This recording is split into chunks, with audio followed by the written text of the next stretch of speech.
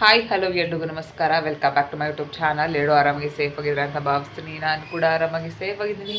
ನಮ್ಮ ಕೌಶಿಕ್ ಕೂಡ ಆರಾಮಾಗಿದ್ದಾನೆ. ಇವಾಗ ಇಬ್ಬರು ಎದ್ದು ನಾಷ್ಟನ ತಿಂತಾ ಇದ್ದೀವಿ. ಏನಪ್ಪ ಇವತ್ತು ನಮ್ಮ ಮನೇಲಿ ನಾಷ್ಟ ಅಂತಂದರೆ ಇಡ್ಲಿ ಮತ್ತು ಚಟ್ನಿ. ನಮ್ಮಮ್ಮ ಬೆಳಗ್ಗೆನೇ ಮಾಡಿಟ್ಟೋದ್ರು. ನಾವೆದ್ದು ಇವಾಗ ಮುಖ ವಾಶ್ ಮಾಡ್ಕೊಂಡು ಇಬ್ಬರು ಕೂತ್ಕೊಂಡು ನಾಷ್ಟನ ತಿಂತಾ ಇದ್ದೀವಿ. ಇಬ್ಬರು ಒಟ್ಟಿಗೆ ಕೂತ್ಕೊಂಡು ತಿಂತೀವಿ ನಾವು. ಅವನಿಗೂ ಸ್ವಲ್ಪ ತಿಂತಾ ಇರ್ತೀನಿ, ನಾನು ತಿಂತಾ ಇರ್ತೀನಿ. ಆ ಥರ ಬೆಳಗಿನ ಬ್ರೇಕ್ಫಾಸ್ಟು ನಮ್ಮಿಬ್ಬರದ್ದು. ನೋಡೋಣ ಇವತ್ತಿನ ಡೇ ಯಾವ ಥರ ಹೋಗುತ್ತೆ. ಇವತ್ತು ನನ್ನ ಡೈಲಿ ವ್ಲಾಗ್ ಯಾವ ರೀತಿಗೆ ರನ್ ಆಗುತ್ತೆ ಅಂತ ನೋಡೋಣ. ನನಗಂತೂ ಯಾವುದೇ ರೀತಿಯ ಐಡಿಯಾಸ್ ಇಲ್ಲ. ನೋಡೋಣ, ಏನಾದರೂ ಇವತ್ತಿನ ವ್ಲಾಗಲ್ಲಿ ನಿಮಗೆ ಯೂಸ್ಫುಲ್ ಆಗೋ ಥರದ್ದು ಏನಾದರೂ ಹೇಳೋಕ್ಕೆ ಟ್ರೈ ಮಾಡ್ತೀನಿ. ಲಾಸ್ಟ್ ಟೈಮ್ ವಿಡಿಯೋ ಹಾಕಿದ್ನಲ್ಲ ಬೇಬಿದು ಮೆಡಿಸನ್, ಅದು ಐ ಥಿಂಕ್ ನಿಮಗೆ ಯೂಸ್ ಆಗಿದೆ ಅಂತ ಅಂದ್ಕೊತೀನಿ. ಯೂಸ್ ಆಗಿದೆ ಅಂತ ಕಾಮೆಂಟ್ ಮಾಡಿ. ಆವಾಗ ನನಗೂ ಗೊತ್ತಾಗುತ್ತೆ, ಓ ಪರವಾಗಿಲ್ಲ, ನಾನು ಹೇಳಿರೋವಂಥದ್ದು ಯೂಸ್ ಆಗಿದೆ. ಬೇರೆ ಏನಾದರೂ ನಾನು ಹೇಳೋಕ್ಕೆ ಟ್ರೈ ಮಾಡೋಕ್ಕೆ ನನಗೂ ಕೂಡ ಖುಷಿ ಆಗುತ್ತೆ. ಇವತ್ತಿನ ಬ್ಲಾಗಲ್ಲೂ ಅಷ್ಟೇ ಏನಾದರೂ ಒಂದು ನಿಮ್ಗೆ ಯೂಸ್ ಆಗೋ ಥರದ್ದು ನಾನು ಹೇಳೋಕ್ಕೆ ಟ್ರೈ ಮಾಡ್ತೀನಿ. ಮತ್ತು ಕಾಮೆಂಟ್ ಮಾಡಿ ಹೇಳಿ, ಓಕೆನಾ? ಇವಾಗ ಟಿಫನ್ ತಿಂದ್ಬಿಟ್ಟು ಆಮೇಲೆ ಸಿಗ್ತೀನಿ. ಬಾಯ್. ಸ್ವಲ್ಪ ಆಚೆ ಕೆಲಸ ಇತ್ತು ಅಂದ್ಬಿಟ್ಟು ಆಚೆ ಬಂದಿದ್ವಿ. ಆವಾಗ ಆನ್ ದ ವೇ ಬರಬೇಕಾದ್ರೆ ರಿಲಯನ್ಸ್ ನೋಡಿದ್ವಿ. ಅಲ್ಲಿ ತೆಂಗಿನಕಾಯಿ 30 ರೂಪೀಸ್ ಅಂತ ಆಚೆಗೆ ಬೋರ್ಡ್ ಹಾಕಿದ್ರು. ಸರಿ ತೊಗೊಂಡು ಬರೋಣ ಅಂತಂದ್ಬಿಟ್ಟು ಹೋಗಿದ್ವಿ. ಸೈಜು ಕೂಡ ಸ್ವಲ್ಪ ಚೆನ್ನಾಗಿದ್ದಪ್ಪ ಇತ್ತು. ಲಾಸ್ಟ್ ಟೈಮ್ ತೊಗೊಂಡು ಬಂದಿದ್ವಿ, ಅದು 100 ರೂಪಾಯಿಗೆ 3 ಇತ್ತು. ಬಟ್ ಇದಕ್ಕಿಂತ ಚಿಕ್ಕದಿತ್ತು. ಬೆಂಗಳೂರಲ್ಲಿ ಏನನ್ನೂ ನಾವು ಚೀಪಾಗಿ ತೊಗೊಳಕ್ಕಾಗಲ್ಲ. ಸುಮ್ಮನೆನೂ ಯಾರು ಏನು ಕೊಡೋದೇ ಇಲ್ಲ, ಎಲ್ಲದಕ್ಕೂ ದುಡ್ಡು ಕೊಟ್ಟೇ ತಗೊಬೇಕು. ಏನು ಮಾಡೋಕ್ಕಾಗಲ್ಲ. ತಗೊಳ್ಳೋ ಒಂದು ರೆಡ್ ಬುಲ್ ಕುಡಿತೀಯಾ? ಊಟ ಮಾಡ್ಮೇಲೆ ಕುಡಿಯೋದು, ಖಾಲಿ ಹೊಟ್ಟೆ ಕುಡಿಯೋಂಗಿಲ್ಲ. ಗೊತ್ತು.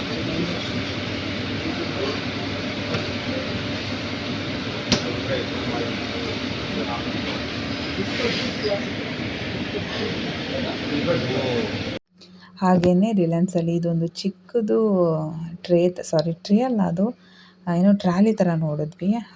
ಅದು ಒಂಥರ ಚೆನ್ನಾಗಿ ಅನ್ನಿಸ್ತು. ಕೌಶಿಕ್ ದೊಡ್ಡವನಾದ್ಮೇಲೆ ಬಂದು ಇಲ್ಲಿ ಶಾಪಿಂಗ್ ಮಾಡಿಸ್ಬೋದು ಅಂತ ಅನ್ನಿಸ್ತು. ಆಮೇಲೆ ಬರಬೇಕಾದ್ರೆ ಇದನ್ನು ಕಬ್ಬಿನ ಜ್ಯೂಸನ್ನ ಕುಡ್ಕೊಂಡು ಮನೆಗೆ ಬಂದ್ವಿ. ಮ್ಯಾಂಗೋ ಸೀಸನ್ನಲ್ಲಂತೂ ಮ್ಯಾಂಗೋ ತಿನ್ನೋದೇ ಒಂದು ಚೆಂದ ಅಂತಲೇ ಹೇಳ್ಬೋದು. ಕೌಶಿ ನೋಡ, ಇಲ್ಲಿ ಸ್ವಲ್ಪ ಬ್ಯಾಂಕ್ ಹತ್ರ ಬಂದಿದ್ದೀವಿ. ಸ್ವಲ್ಪ ಕೆಲಸ ಇತ್ತು. ಏನು ಅಂಬಾನಾ? ಎಲ್ಲಿ ಅಂಬ ಹೋಗ್ತಾ ಇದೆ? ಸ್ವಲ್ಪ ಬ್ಯಾಂಕ್ ಹತ್ರನೂ ಕೆಲಸ ಇತ್ತು. ಹಾಗೆ ಅಲ್ಲಿ ಹಸು ಹೋಗ್ತಾಯಿತ್ತು. ಕೌಶಿಕ್ ತೋರಿಸ್ಕೊಂಡು ಹಾಗೆ ಒಂದು ಸ್ವಲ್ಪ ವೀಡಿಯೋಸ್ನ ಮಾಡ್ಕೊತಾ ಇದ್ದೆ. ಮತ್ತು ಡ್ರೈ ಫ್ರೂಟ್ಸ್ ಬೇಕಾಗಿತ್ತು. ಲಾಸ್ಟ್ ಟೈಮ್ ರೇಷನ್ಗೆ ಅಂದ್ಬಿಟ್ಟು ಡಿಮಾರ್ಟ್ಗೆ ಹೋದಾಗ ಅಲ್ಲಿ ನಾನೇನು ಜಾಸ್ತಿ ಏನು ತೊಗೊಂಡು ಬರಲಿಲ್ಲ. ಜಸ್ಟ್ ಬಾದಾಮನ್ನ ತೊಗೊಂಡು ಬಂದೆ. ನೋಡೋಣ ಮನಸ್ಸಲ್ಲಿ ಡ್ರೈ ಫ್ರೂಟ್ ಶಾಪ್ಗೆ ಹೋಗ್ಬಿಟ್ಟು ತೊಗೊಂಡು ಬರೋಣ, ಯಾವ ಥರ ಇರುತ್ತೆ, ನಮಗೆ ಕ್ವಾಲಿಟಿ ಎಲ್ಲ ಗೊತ್ತಾಗುತ್ತೆ ಅಂತ ಒಂದ್ಸಲ ಹೋಗಿಲ್ಲ. ಯಾವಾಗಲೂ ಆನ್ಲೈನ್ ಇಲ್ಲ ಅಂದರೆ ಡಿಮಾರ್ಟಲ್ಲೇ ತೊಗೊತಾ ಇದ್ದೆ. ಆಮೇಲೆ ಇಲ್ಲಿ ನೋಡಿ ಏನಪ್ಪ ಅದು ವೆಜಿಟೇಬಲ್ಸ್ದು ಏನೋ ಒಂಥರ ಮಿಕ್ಚರ್ ಥರ ಇತ್ತು, ಅದನ್ನು ತೊಗೊಂಡ್ವಿ. ಒಂಥರ ಒಂದು 2-3 ತಿನ್ನೋ ತನಕನೇ ಒಂಥರ ಸಾಕಂತ ಅನ್ನಿಸ್ಬಿಡುತ್ತೆ. ಹಾಗೆಯೇ ಇದು ಲೀಚಿನ ತೊಗೊಂಡು, ಇವಾಗ ಲೀಚಿ ಸೀಸನ್ ಬೇರೆ ಅಲ್ವಾ, ಚೆನ್ನಾಗಿರುತ್ತೆ. ಹಾಗೆ ಜ್ಯೂಸ್ ಕುಡ್ಕೊಂಡು ವಾಪಸ್ ಮನೆಗೆ ಬಂದ್ವಿ. ಇಷ್ಟು ದಿವಸ ಡಿಮಾರ್ಟಲ್ಲಿ ಇಲ್ಲ ಅಂತಂದರೆ ಆನ್ಲೈನಲ್ಲಿ ಡ್ರೈ ಫ್ರೂಟ್ಸ್ ಎಲ್ಲ ತರಿಸ್ಕೊತಾ ಇದ್ವಿ. ಡ್ರೈ ಫ್ರೂಟ್ಸ್ ಶಾಪ್ಗೆ ಹೋಗ್ಬಿಟ್ಟು ತೊಗೊಂಡಿರಲಿಲ್ಲ ಒಂದ್ಸಲಿನೂ. ಅದಕ್ಕೆ ಇವತ್ತು ಸರಿ ನೋಡೋಣ, ಅಲ್ಲಿಗೂ ಇಲ್ಲಿಗೂ ಯಾವ ಥರ ಇರುತ್ತೆ ಕ್ವಾಲಿಟಿ ಮತ್ತು ಪ್ರೈಸ್ ಯಾವ ಥರ ಇರುತ್ತೆ ಅಂತ ಅಂದ್ಬಿಟ್ಟು ಇವತ್ತು ಹೋಗಿ ತೊಗೊಂಡು ಬಂದ್ವಿ. ಪ್ರೈಸ್ ಏನೋ ಚೆನ್ನಾಗಿ ಅನ್ನಿಸ್ತು, ತೊಗೊಂಡು ಬರ್ಬೋದು ಅಂತ ಅನ್ನಿಸ್ತು. ಬಾದಾಮಿ ಇತ್ತು, ಜಾಸ್ತಿ ಏನು ತೊಗೊಂಡ್ರೆ ಏನೇನು ಬೇಕಾದ ಮಾತ್ರ ತೊಗೊಂಡ್ವಿ. ಸ್ವೀಟ್ ಆಮ್ಲನ ತೊಗೊಂಡೆ, ಚೆನ್ನಾಗಿದೆ, ನನಗೆ ಇಷ್ಟ ಆಗುತ್ತೆ ಸ್ವೀಟ್ ಆಮ್ಲ. ಮತ್ತು ಇಲ್ಲಿ ವೆಜಿಟೇಬಲ್ಸ್ದು ವಿತೌಟ್ ಆಯಿಲ್ದು ಚಿಪ್ಸ್ ಬರುತ್ತಲ್ಲ, ಅದನ್ನು ತೊಗೊಂಡೆ. ಇದೂ ಚೆನ್ನಾಗಿದೆ, ತುಂಬ ಇಷ್ಟ ಆಯಿತು. ಮತ್ತು ಬ್ಲ್ಯಾಕ್ಬೆರಿ, ಆಮೇಲೆ ಸ್ವಲ್ಪ ಗೋಡಂಬಿ ತಗೊಂಡ್ವಿ. ಚೆನ್ನಾಗಿದೆ ಗೋಡಂಬಿ, ಕ್ವಾಲಿಟಿ ಚೆನ್ನಾಗಿದೆ. ಬಟ್ ಎಷ್ಟೊಂದು 100 ಗ್ರಾಮ್ ತೊಗೊಂಡ್ವಿ ಅಷ್ಟೇ. ಇಷ್ಟು KGಗೆ 1380 ರೂಪಾಯಿ 1 kg. ಬಟ್ ಆದರೆ ಕ್ವಾಲಿಟಿ ಚೆನ್ನಾಗಿದೆ, ತೊಗೊಬೋದು ಅಂತ ಅನ್ನಿಸ್ತು. ನೆಕ್ಸ್ಟ್ ಟೈಮ್ ಇನ್ನೂ ಅಲ್ಲೇ ಹೋಗ್ಬಿಟ್ಟು ತೊಗೊಬೇಕು. ಆಮೇಲೆ ಇದನ್ನು ತೊಗೊಂಡು ಬಂದ್ವಿ, ಏನಪ್ಪ ಅದು, ಲೀಚಿ. ಇವಾಗ ಸೀಸನ್ ಅಲ್ವಾ, ಸೊ ಅದರಿಂದ ಇವಾಗ ಸೀಸನ್ ಆಗಿರೋದ್ರಿಂದ ಸ್ವಲ್ಪ ಜಾಸ್ತಿ ಪ್ರೈಸು, ಕೆ ಜಿಗೆ 400 ರುಪೀಸು. ಸ್ವಲ್ಪ ಕಡಿಮೆ ಹೋದಾಗ ಜಾಸ್ತಿ ಇದಾಗುತ್ತೆ, ಕಡಿಮೆ ಆಗುತ್ತೆ ಪ್ರೈಸು. ಆಮೇಲೆ ಇನ್ನೊಂದೇನೆಂದರೆ ಹಲಸಿನ ಹಣ್ಣು ತೊಗೊಳಕ್ಕೆ ಅಂತ ಅಂದ್ಬಿಟ್ಟು ಕೇಳಿದ್ವಿ. ಊರಲ್ಲೆಲ್ಲ ಫ್ರೀಯಾಗಿ ಸಿಗುತ್ತೆ, ಅಥವಾ ಕೆ ಜಿ ಒಂದು ಉಂಡೆ ಒಂದು 100 ರೂಪಾಯಿ 200 ರೂಪಾಯಿ ಆ ಥರ ಇರುತ್ತೆ. ಇಲ್ಲಿ ಕೆ ಜಿಗೆ 80 ರುಪೀಸ್ ಅಂತ ಅಂದರು. ಅದು ಒಂದು ನೋಡಿದ್ವಿ, ಅದು 13 ಕೆ ಜಿ ಏನೋ ಇತ್ತು. ಹತ್ತತ್ರ 1000 ರೂಪಾಯಿ ಇತ್ತು ಒಂದು ಉಂಡೆಗೇನೆ. ಹೊಯ್ ಬಾ,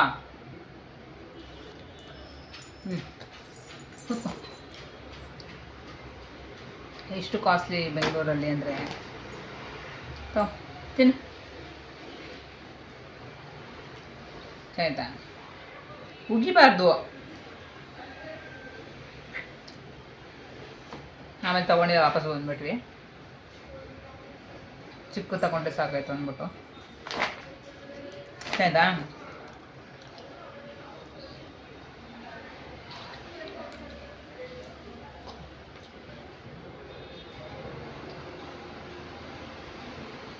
ಶಾಪ್ಗೆ ಹೋಗಬೇಕು. ಮಕ್ಕಳನ್ನ ಕೂತ್ಕೊಂಡು ಯಾವುದೇ ವಸ್ತುನೂ ಅನ್ಬಾಕ್ಸ್ ಮಾಡೋದು ತುಂಬಾ ಕಷ್ಟ. ಅವ್ರು ನಮಗೆ ಕೊಡಿ ಅಂತ ಇರ್ತಾರೆ, ಇಲ್ಲಾಂದರೆ ಫೋನ್ ಎತ್ಕೊಳ್ಳೋದು, ಏನೋ ಒಂದು ತೀಟೆ ಮಾಡ್ತಾನೆ ಇರ್ತಾರೆ. ನನ್ನ ಮಗನೂ ಅಷ್ಟೇ ಸೇಮ್, ಏನೂ ಮಾಡೋಕ್ಕೆ ಬಿಡಲ್ಲ. ಸರಿ ಇದೊಂದು ಕೊಡೋಣ, ಯಾವ ಥರ ಅವನು ರಿಯಾಕ್ಷನ್ ಮಾಡ್ತಾನೆ ಅಂತಂದ್ಬಿಟ್ಟು ಕೊಟ್ವಿ. ಬಟ್ ಆದರೆ ಒಂಥರ ಅಂದರೆ ಒಂದೆರಡು ಪಿರಿ ಮಸಾಲ ಹಾಕಿರ್ತಾರೆ ಅಷ್ಟೇ, ಬೇರೆ ಇನ್ನೇನು ಹಾಕಿಲ್ಲ ಅಂತಂದರು. ಆದರೆ ಒಂದು 4-5 ಬೈಟ್ ಅಷ್ಟೇ, ಓವರ್ ಅಂತಂದರೆ ತಿನ್ನೋಕ್ಕಾಗೋದು, ಜಾಸ್ತಿ ತಿನ್ನೋಕ್ಕಾಗಲ್ಲ. ಒಂಥರ ಮೈ ಇವಾಗ್ಲೂ ಅಷ್ಟೇ ಒಂಥರ ಅದು ನೆನೆಸ್ಕೊಂಡ್ರೆ ಒಂಥರ ಮೈ ಜುಮ್ ಅನ್ನುತ್ತೆ. ಆದರೆ 1-2-3 ಪೀಸ್ ತಿನ್ಬೋದು ಅಷ್ಟೇ, ಇಲ್ಲ ಸ್ವಲ್ಪ ಪೆರಿ ಮಸಾಲ ಕಡಿಮೆ ಆದರೆ ತಿನ್ಬೋದೇನೋ. ಬಟ್ ಡ್ರೈ ಫ್ರೂಟ್ಸಲ್ಲಿ ಎಷ್ಟು ರೇಟ್ ಆಗಿದೆ ಅಂತಂದರೆ, ಬಟ್ ಆದರೆ ಎಷ್ಟೇ ರೇಟ್ ಆದ್ರೂ ಅಷ್ಟೇ, ಏನಾದ್ರೂ ಅಷ್ಟೇ, ತೊಗೊಳ್ಳೋ ಅಂಥದ್ದನ್ನು ತೊಗೊಳ್ಳೇಬೇಕಾಗಿರುತ್ತೆ. ಕೆ ಜಿಗಟ್ಟಲೆ ತೊಗೊಳಕ್ಕಾಗಿಲ್ಲ ಅಂದರೆ 100 ಗ್ರಾಮ್ 200 ಗ್ರಾಮ್ ಆ ಥರನಾದರೂ ತೊಗೋಬೇಕು. ಇನ್ನೊಂದೇನಪ್ಪ ಅಂದರೆ ಡ್ರೈ ಫ್ರೂಟ್ ಶಾಪಲ್ಲಿ 100 ಗ್ರಾಮ್ ಮಿನಿಮಮ್ 100 ಗ್ರಾಮ್ ಅಷ್ಟೇ ತೊಗೋಬೇಕು. 100 ಗ್ರಾಮಿಂದ ಸ್ಟಾರ್ಟ್ ಆಗುತ್ತೆ, 50 ಗ್ರಾಮ್ ಎಲ್ಲ ತೊಗೊಳಕ್ಕಾಗಲ್ಲ. ನಾವು ಒಂದಷ್ಟು ತೊಗೊಂಡು ಬಂದ್ವಿ, ಬಟ್ ನಮಗೇನೋ ಒಂಥರ ಚೆನ್ನಾಗಿ ಅನ್ನಿಸ್ತು. ನೆಕ್ಸ್ಟ್ ಟೈಮು ಕೂಡ ಅಲ್ಲೇ ಹೋಗಿ ತೊಗೊಳ್ಳೋಣ. ಆಮೇಲೆ ಸ್ವಲ್ಪ ಫ್ರೆಶ್ ಆಗಿ, ಆಮೇಲೆ ಕ್ವಾಲಿಟಿನೂ ಚೆನ್ನಾಗಿ, ಮತ್ತು ವೆರೈಟೀಸ್ ಆಫ್ ಏನೇನೋ ಎಲ್ಲ ಇತ್ತು. ಅದು ಇದು ಏನೋ ತಿನ್ನೋದಕ್ಕಿಂತ ನನಗನ್ನಿಸ್ತು ಈ ಥರ ಡ್ರೈ ಫ್ರೂಟ್ಸ್ ಆಗಿರಲಿ, ನಾವು ಬ್ಲ್ಯಾಕ್ಬೆರಿ, ಬ್ಲೂಬೆರಿ ಈ ಥರದ್ದನ್ನೆಲ್ಲ ಒಂದು ಟೇಸ್ಟ್ ಮಾಡ್ದಂಗೆ ಆಗಿರುತ್ತೆ. ಆಮೇಲೆ ಅಲ್ಲಿ ವೆರೈಟೀಸು ಎಲ್ಲ ಏನೋ ಡ್ರೈ ಮಾಡಿ ಏನೋ ರಿಯಲ್ ಫ್ರೂಟ್ಸ್ಗಳನ್ನ ಡ್ರೈ ಮಾಡಿ ಇಟ್ಟಿರ್ತಾರೆ. ಅದೆಲ್ಲ ಒಂಥರ ಚೆನ್ನಾಗಿರುತ್ತೆ ತಿನ್ನೋಕ್ಕೆ. ಅದು ಇದು ತಿನ್ನೋದಕ್ಕಿಂತ ಈ ಥರದ್ದೇನಾದರೂ ಸ್ವಲ್ಪ ತಿಂದರೆ ಒಂದು ಸ್ವಲ್ಪ ಹೆಲ್ದಿಯಾಗಾದರೂ ಇರ್ತೀವಿ ಅಂತ ಅನ್ನಿಸ್ತು. ಜಂಕು ತಿಂತೀವಿ, ಬಟ್ ಆದ್ರೂ ಅದ್ರ ಜೊತೆ ಏನಾದರೂ ಜಂಕ್ ಜೊತೆಗೆ ಸ್ವಲ್ಪ ಒಳ್ಳೆಯದನ್ನು ತಿನ್ನಬೇಕಲ್ವ. ಯಾವಾಗಲೂ ಕೆಟ್ಟದ್ದನ್ನೇ ತಿಂದ್ಕೊಂಡಿದ್ರೆ ಆಗಲ್ಲ ಅಲ್ವಾ. ನಾನು ವಾಯ್ಸ್ ಓವರ್ ಕೊಡ್ತಾಯಿದ್ದೆ, ಅಷ್ಟಕ್ಕೆ ಕೌಶಿಕ್ ಮಲಗಿದ್ದೆದ್ದು ಏನೋ ನಮ್ಮ ಮಂಚ ಏನಿದೆ, ಮಂಚ ಇಳಿಯೋದು ಹತ್ತೋದು ಕಲ್ತುಬಿಟ್ಟಿದ್ದಾನೆ. ಸಡನ್ನಾಗಿ ಭಯನೇ ಆಯಿತು ಅಂತಲೇ ಹೇಳ್ಬೋದು. ಮತ್ತು ಮಕ್ಳಿಗೂ ಅಷ್ಟೇ, ಇವಾಗ ಸೀಸನಲ್ ಫ್ರೂಟ್ ಏನು ಬರುತ್ತೆ ಅದನ್ನು ಎಲ್ಲನೂ ಕೊಡಬೇಕು. ಎಲ್ಲನೂ ಕೂಡ ಒಳ್ಳೆಯದು, ಅದು ಕೊಡಬಾರ್ದು ಇದು ಕೊಡಬಾರ್ದು ಆ ಥರ ಇಲ್ಲ. ಗ್ರೇಪ್ಸ್ ಮಾತ್ರ ಕೊಡಬಾರ್ದು ಅಂತ ಅಂತಾರೆ 1 ಇಯರ್ ಒಳಗಡೆ ಇರೋರಿಗೆ, ಯಾಕಂದರೆ ಕಫ ಆಗುತ್ತೆ ಅಂತ ಅಂದ್ಬಿಟ್ಟು. ಮಿಕ್ಕಿದ ಎಲ್ಲ ಫ್ರೂಟ್ಗಳನ್ನೂ ನಾವು ಕೊಟ್ಟರೆ ತುಂಬಾ ಒಳ್ಳೆಯದು. ಅದು ಮತ್ತು ವೆಜಿಟೇಬಲ್ಸು ಅಷ್ಟೇ, ಎಲ್ಲ ಥರ ವೆಜಿಟೇಬಲ್ಸನ್ನು ಅವ್ರಿಗೆ ಟ್ರೈ ಮಾಡಿಸ್ಬೇಕು. ನಾನು ಬ್ಲೂಬೆರಿನ ಅವನಿಗೆ ಕೊಟ್ಟೆ, ಬಟ್ ಅವನು ಅಷ್ಟಾಗಿ ಅವ್ನು ಲೈಕ್ ಮಾಡಿಲ್ಲ, ಉಗಿತಾ ಇದ್ದ. ಇದನ್ನೇನೋ ಒಂದು ಸ್ವಲ್ಪ ಸ್ಪೈಸಿ ಅಂದರೆ ಇವಾಗ ನನ್ನ ಮಗನಿಗೆ ತುಂಬಾ ಇಷ್ಟ, ಸ್ಪೈಸಿನ ತಿಂತಾಯಿದ್ದ. ಬಟ್ ಇದನ್ನು ತಿಂದಿಲ್ಲ. ಲೀಚಿನೂ ಅಷ್ಟೇ, ಲೀಚಿನೂ ಉಗಿತಾ ಇದ್ದ, ಅದರ ರಸ ಮಾತ್ರ ಕುಡ್ಕೊಂಡು ಉಗಿತಾ ಇದ್ದ. ಈ ಒಂದು ಬ್ಲೂಬೆರಿ ನಮಗೂ ಕೂಡ ಇಷ್ಟ ಆಯಿತು, ಚೆನ್ನಾಗಿತ್ತು. ಮತ್ತು ನೇರಳೆ ಹಣ್ಣು ಬೇರೆ ಬಂದಿದೆ ಇವಾಗ, ಮ್ಯಾಂಗೋ, ನೇರಳೆ ಹಣ್ಣು ಮತ್ತು ಹಲಸಿನ ಹಣ್ಣು ಇವಾಗ ಮಸ್ತ್ ಸೀಸನಲ್ ಫ್ರೂಟ್ ಅಂತೂ ನೆಕ್ಸ್ಟ್ ಲೆವೆಲ್ ಅಂತಲೇ ಹೇಳ್ಬೋದು. ಈ ಎಲ್ಲ ಫ್ರೂಟ್ಗಳೂ ಎಲ್ಲರಿಗೂ ಇಷ್ಟ ಆಗುತ್ತೆ, ಯಾರೂ ಬೇಡ ಅನ್ನೋ ಮಾತೇ ಇಲ್ಲ ಅಂತಲೇ ಹೇಳ್ಬೋದು. ಅದರಲ್ಲೂ ಹಲಸಿನ ಹಣ್ಣು, ಮಾವಿನ ಹಣ್ಣು, ನೇರಳೆ ಹಣ್ಣು ಇದೆಲ್ಲ ವರ್ಷಕ್ಕೆ ಒಂದೇ ಸತಿ ಸಿಗೋದು. ಮತ್ತು ಲೀಚಿ ಇವೆಲ್ಲ ಅಷ್ಟಾಗಿ ನಮಗೆ ಸಿಗಲ್ಲ.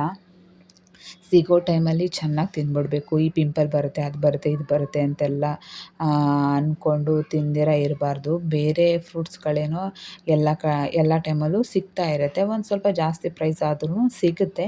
ಸೀಸನಲ್ ಫ್ರೂಟ್ಸ್ ಅಂತೂ ಆವಾಗಿಂದ ಆವಾಗ ಎಷ್ಟು ಬೇಕು ಅಷ್ಟು ಸೀಸನ್ ಮುಗಿಯೋ ತನಕನೂ ತಿಂತಾನೇ ಇರಬೇಕು. ಇದು ನನ್ನ ಪಾಲಿಸಿ ಅಂತಲೇ ಹೇಳ್ಬೋದು. ಇವಾಗ ನಮ್ಮ ಮನೇಲಂತೂ ಹಲಸಿನಣ್ಣು, ಮಾವಿನ ಹಣ್ಣು ಇದೆಲ್ಲ ಮಸ್ತಾಗಿ ಓಡ್ತಾ ಇದೆ. ಯಾವಾಗ ನನಗೆ ಪಿಂಪಲ್ ಬರುತ್ತೆ ಅಂತ ಗೊತ್ತಿಲ್ಲ. ಬಟ್ ಬಂದರೂ ನಾನೇನು ತಲೆ ಕೆಡಿಸ್ಕೊಳಲ್ಲ. ಅದೇನು ಜಾಸ್ತಿ ದಿವಸ ಇರಲ್ಲ, ಹೋಗ್ಬಿಡುತ್ತೆ. ಆದರೆ ಸೀಸನಲ್ ಫ್ರೂಟ್ಸು ಜಾಸ್ತಿ ದಿವಸ ಇರಲ್ಲ, ಸೀಸನಲ್ಲಿ ಅಷ್ಟೇ, ಮತ್ತು ಖಾಲಿ ಆದರೆ ಮುಗೀತು. ಇವತ್ತಿನ ವಿಡಿಯೋದಲ್ಲಿ ನಿಮಗೆ ಯೂಸ್ ಆಗೋ ಥರದ್ದು ಒಂದು ವಿಚಾರನ ನಾನು ಶೇರ್ ಮಾಡ್ಕೊತಾ ಇದ್ದೀನಿ. ಇದನ್ನು ನಾನು ಕೂಡ ಫಾಲೋ ಮಾಡುವಂಥ ಒಂದು ವಿಚಾರ ಅಂತಲೇ ಹೇಳ್ಬೋದು. ಆವಾಗಿನ ಕಾಲದಿಂದನೂ ಇಂದಿನ ಕಾಲದಿಂದನೂ ಈ ಒಂದು ವಿಚಾರನ ಅಥವಾ ಈ ಒಂದು ಏನಂತಾರೆ ಮೀನ್ಸ್ ಏನೋ ಗೊತ್ತಿಲ್ಲ, ಅದನ್ನು ಫಾಲೋ ಅಪ್ ಮಾಡ್ಕೊಂಡು ಬಂದಿದ್ದಾರೆ. ಸೊ ನಾವು ಕೂಡ ಇಂಡಿಯನ್ ಕಲ್ಚರಲ್ಲಿ ನಾವು ಇರೋದ್ರಿಂದ ನಾವು ಕೂಡ ಫಾಲೋ ಮಾಡ್ತೀವಿ. ಇದನ್ನು ಎಷ್ಟು ಜನ ಫಾಲೋ ಮಾಡ್ತೀರಾ ಇಲ್ವಾ ನನಗೆ ಗೊತ್ತಿಲ್ಲ. ಫಾಲೋ ಅಪ್ ಮಾಡ್ತೀನಿ ಅಂತಂದರೆ ಮಾಡ್ಬೋದು. ತುಂಬ ಜನ ಫಾಲೋ ಮಾಡ್ತಾ ಇರ್ತಾರೆ, ಯಾಕಂದರೆ ಇದು ಅವಾಗಿಂದನೂ ಬಂದಿರೋ ಅಂಥದ್ದೇನೆ. ಇವಾಗ್ನವ್ರು ಎಷ್ಟು ಜನ ಫಾಲೋ ಮಾಡ್ತೀರಾ ಗೊತ್ತಿಲ್ಲ, ಬಟ್ ನಾನು ಮಾತ್ರ ಫಾಲೋ ಮಾಡ್ತೀನಿ. ಕೆಲವೊಂದು ವಾರಗಳಲ್ಲಿ ಕೆಲವೊಂದು ಕೆಲಸಗಳನ್ನು ಮಾಡಬಾರ್ದು ಅಂತಾರೆ. ಇದ್ರ ಬಗ್ಗೆ ನನಗೆ ಡೀಪಾಗಿ ನಾನು ತಿಳ್ಕೊಂಡಿಲ್ಲ. ಬಟ್ ಆದರೆ ಆ ವಾರದಲ್ಲಿ ಇಂಥ ಕೆಲಸ ಮಾಡಿದ್ರೆ ಅದು ಏನೋ ಸಕ್ಸಸ್ ಆಗಲ್ಲ ಅನ್ನೋದು ನನಗೆ ಅನಿಸುತ್ತೆ. ಸೊ ಅದರಿಂದ ನಾನು ಮಾಡಬಾರ್ದು ಅನ್ನೋದನ್ನು ನಾನು ಮಾಡೋಕ್ಕೆ ಹೋಗೋದಿಲ್ಲ. ಸೊ ಯಾವ್ಯಾವ ವಾರದಲ್ಲಿ ಏನೇನು ಮಾಡಬೇಕು ಮಾಡಬಾರ್ದು ಅನ್ನೋದನ್ನು ನಾನು ಈ ವಿಡಿಯೋದಲ್ಲಿ ನಾನು ತಿಳಿಸ್ಕೊಡ್ತೀನಿ. ಮತ್ತು ಮಕ್ಕಳಿರೋ ಮನೇಲಾದ್ರೂ ಅಷ್ಟೇ ಕೆಲವೊಂದು ವಸ್ತುಗಳನ್ನು ಸಂಜೆ ಆದಮೇಲೆ ಕೊಡಬಾರ್ದು ಅಂತಾರೆ. ಅದನ್ನು ಕೂಡ ನಾನು ಫಾಲೋ ಮಾಡ್ತೀನಿ. ನೀವು ಫಾಲೋ ಮಾಡ್ತಾ ಇದ್ದರೆ ಕಮೆಂಟ್ ಮಾಡಿ.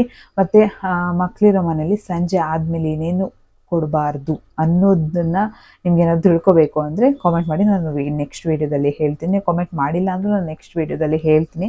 ಸೊ ಅದು ನಿಮ್ಗೆ ಗೊತ್ತಾಗಲಿ ಅಂತ ಅಂದ್ಬಿಟ್ಟು ನಿಜವಾಗ್ಲೂ ಮಕ್ಕಳಿರೋ ಮನೇಲಿ ಸಂಜೆ ಟೈಮು ಕೆಲವೊಂದು ವಸ್ತುಗಳನ್ನು ನಾವು ಕೊಡಬಾರ್ದು. ಅದು ಮನೆಗೆ ಶ್ರೇಯಸ್ಸಲ್ಲ ಮತ್ತು ಮಕ್ಕಳಿಗೆ ಶ್ರೇಯಸ್ಸಲ್ಲ. ಮತ್ತು ಈ ಟಾಪಿಕ್ ಕ್ವಶನ್ ಕೆಲವೊಂದು ವಾರಗಳಲ್ಲಿ ಕೆಲವೊಂದು ವಿಚಾರಗಳನ್ನು ಮಾಡಬಾರ್ದು, ಕೆಲಸಗಳನ್ನು ಮಾಡಬಾರ್ದು, ಅದು ಕೂಡ ಮನೆಗೆ ಶ್ರೇಯಸ್ಸಲ್ಲ. ಅದು ಯಶಸ್ಸನ್ನು ತಂದು ಕೊಡೋದಿಲ್ಲ ಅನ್ನೋ ಕಾರಣಕ್ಕೋಸ್ಕರ ಆ ಕೆಲಸಗಳನ್ನು ಮಾಡಬಾರ್ದು. ಈಗ ಜಾಸ್ತಿ ವ್ಲಾಗ್ ಲೆಂತಿ ಮಾಡೋದು ಬೇಡ, ಸಿಂಪಲ್ಲಾಗಿ ನಿಮಗೆ ಈಸಿ ಆಗೋ ಥರ ನಾನು ಹೇಳ್ತೀನಿ. ತುಂಬ ಏನು ಒಳಗಡೆ ಇಳಿದು ಸುಮ್ಮನೆ ಗಜಿಬಿಜಿ ಮಾಡೋ ಇದಿಲ್ಲ. ಅಷ್ಟು ಗಜಿಬಿಜಿ ಮಾಡೋ ಥರ ನನಗೆ ಹೇಳೋಕ್ಕೂ ಬರಲ್ಲ. ನಾನು ಏನಿದ್ರು ಏನು ಬರುತ್ತೋ ನನಗೆ ಹೆಂಗೆ ಬರುತ್ತೋ ಆ ಥರ ನಾನು ಹೇಳೋಕ್ಕೆ ಟ್ರೈ ಮಾಡ್ತೀನಿ. ಫಸ್ಟ್ ಒನ್, ಸೋಮವಾರ ನಾವು ನಾರ್ಮಲಾಗಿ ಬ್ಲ್ಯಾಕ್ ಬಟ್ಟೆನ ನಾವು ಹಾಕ್ಕೊಬಾರ್ದು. ಬರ್ಡೇ ದಿವಸ ಹಾಕ್ಕೊಬಾರ್ದು ಅಂತ ಅಂತೀವಿ, ಮತ್ತು ಫಂಕ್ಷನಲ್ಲಿ ಹಾಕ್ಕೊಬಾರ್ದು ಅಂತ ಕೆಲವೊಬ್ರು ಅಂತಾರೆ.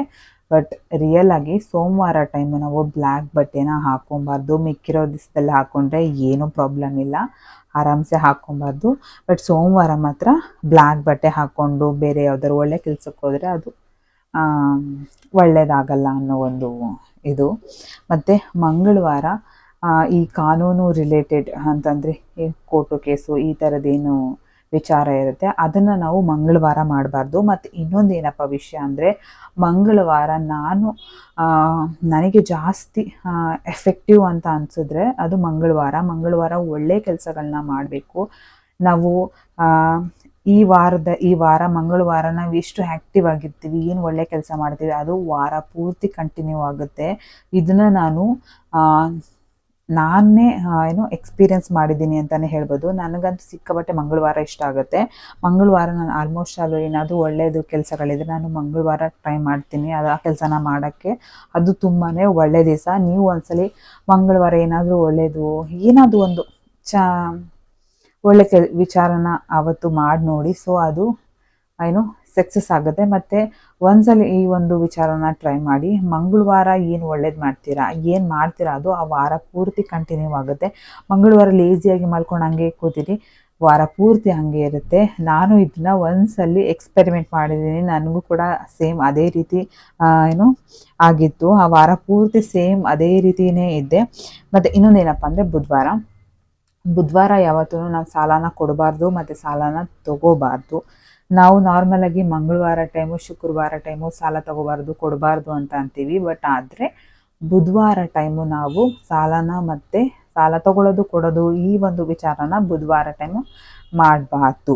ಮತ್ತು ಗುರುವಾರ ಟೈಮು ಮೇಯ್ನಾಗಿ ಗುರುವಾರ ಹೇರ್ ಕಟ್ನ ಮಾಡಿಸ್ಬಾರ್ದು. ನಾವು ನಾರ್ಮಲಾಗಿ ಶುಕ್ರವಾರ ಹೇರ್ ಕಟ್ನ ಮಾಡಿಸಲ್ಲ, ಆದರೆ ರಿಯಲ್ಲಾಗಿ ಗುರುವಾರ ಟೈಮು ನಾವು ಹೇರ್ ಕಟ್ನ ಮಾಡಿಸ್ಬಾರ್ದು. ಶುಕ್ರವಾರ ಏನಂತಂದರೆ ಹೇರ್ ಆಕ್ಸೆಸರಿ ಹೇರ್ ಕಟ್ ಮಾಡೋಕ್ಕೆ ಕತ್ರಿಗಾಗಿರಲಿ ಚಾಕು ಆಗಿರಲಿ ಈ ಥರದ್ದು ಏನಿದೆ ಆ ಒಂದು ಏನು ಅದನ್ನ ಬೈ ಮಾಡಬಾರ್ದು. ಸೀಸರ್ ಮತ್ತು ಚಾಕು ಈ ಥರದ್ದು ಮತ್ತು ಕತ್ರಿ ಮಣೆ ಅದೇನಾದರೂ ಚಾಕು ಕಟ್ ಮಾಡೋ ಥರದ್ದು ಏನು ವಸ್ತುಗಳು ಬರುತ್ತೆ ಅದನ್ನು ನಾವು ಶುಕ್ರವಾರ ಟೈಮು ಬೈ ಮಾಡೋಕ್ಕೆ ಹೋಗ್ಬಾರ್ದು. ಅದಾದ ನಂತರ ಶನಿವಾರ ಶುಕ್ರವಾರ ಟೈಮು ನಾರ್ಮಲಾಗಿ ಸಕ್ಕರೆ ಬೆಳ್ಳಿ ಮತ್ತು ಈ ವಸ್ತುಗಳನ್ನು ದಾನನ ಮಾಡಬಾರ್ದು ನಾವು. ಅದು ಲಕ್ಷ್ಮೀ ಸಂಕೇತ. ಅದನ್ನು ದಾನ ಮಾಡಿದ್ರೆ ಲಕ್ಷ್ಮಿನ ಆಚೆ ಕಡೆ ಕಳಿಸ್ದಂಗೆ ಆಗುತ್ತೆ. ಆದ್ದರಿಂದ ಶುಕ್ರವಾರ ಟೈಮು ಸಕ್ಕರೆ ಆಗಿರಲಿ ಬೆಳ್ಳಿ, ಮೇಯ್ನಾಗಿ ಬೆಳ್ಳಿ ಚಿನ್ನಕ್ಕಿಂತ ಬೆಳ್ಳಿ ಶ್ರೇಷ್ಠ ಅಂತಾರೆ. ಅದನ್ನು ನಾವು ದಾನ ಮಾಡಬಾರ್ದು ಯಾವುದೇ ಕಾರಣಕ್ಕೂ. ಬೇಕಂದರೆ ಬೆಳ್ಳಿ ಸಿಕ್ಕಿದ್ರೆ ಅದು ಅದೃಷ್ಟದ ಸಂಕೇತ, ಆದರೆ ಚಿನ್ನ ಸಿಕ್ಕಿದ್ರೆ ಅದು ಬ್ಯಾಡ್ ಅಂತಲೇ ಹೇಳ್ಬೋದು. ಚಿನ್ನ ಸಿಗಬಾರ್ದು ಯಾವತ್ತೂ, ಅದರಿಂದ ಲಾಸೇ ಆಗುತ್ತೆ. ಬೆಳ್ಳಿ ಸಿಕ್ಕಿದ್ರೆ ಅದು ಲಕ್ಷ್ಮೀ ಸಂಕೇತ ಅಂತಲೇ ಹೇಳ್ಬೋದು.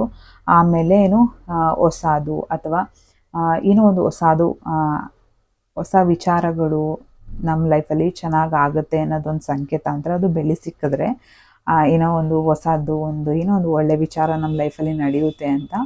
ಶುಕ್ರವಾರ ಟೈಮು ಸಕ್ಕರೆ ಬೆಳ್ಳಿನ ದಾನ ಮಾಡಬಾರ್ದು, ಇದು ಲಕ್ಷ್ಮಿಯ ಸಂಕೇತ. ಶನಿವಾರ ಟೈಮು ಕತ್ರಿ ಆಗಿರಲಿ ತುರೆಮಣೆ ಈ ಥರದ್ದು ಏನಿದೆ ಚಾಕು ಕಟ್ ಮಾಡೋ ಥರದ್ದು ಈ ಥರದ ಐಟಮ್ಸ್ಗಳನ್ನ ನಾವು ಮಚ್ಚು ಇದನ್ನು ನಾವು ತೊಗೊಂಡು ಬರಬಾರ್ದು, ಅದು ಒಳ್ಳೆಯದಲ್ಲ. ಮತ್ತು ಭಾನುವಾರ ಟೈಮು ತುಳಸಿನ ನಾವು ಪೂಜೆನ ಮಾಡಬಾರ್ದು.